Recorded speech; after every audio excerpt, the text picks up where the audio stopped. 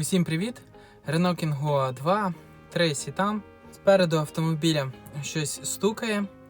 Давайте послухаємо як. Я зараз буду гойдати машину і слухаємо стук.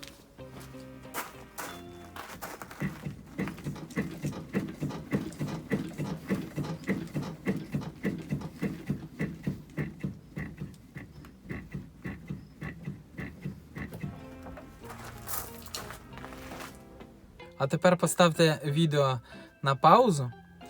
Напишіть в коментарях, що це по вашій думці може бути. Ну і дивимося далі.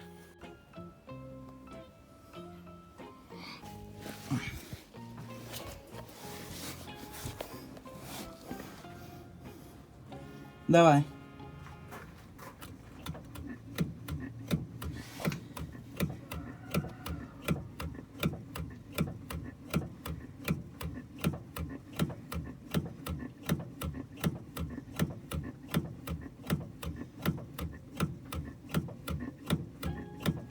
Все.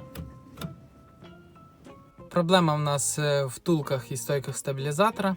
Як міняти втулки стабілізатора? Ось ссылка. Кого цікавить, дивіться.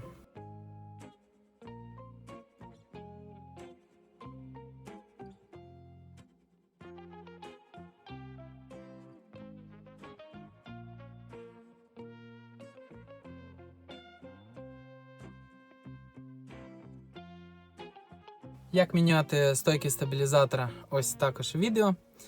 Заходьте, дивіться. Давайте перевіримо, чи тепер є цей звук, чи нема.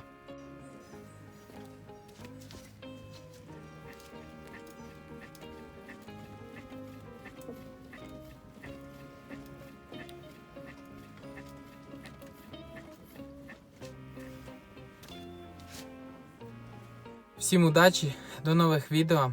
Нехай вас нічого ніколи в автомобілях не стукає. Пока-пока.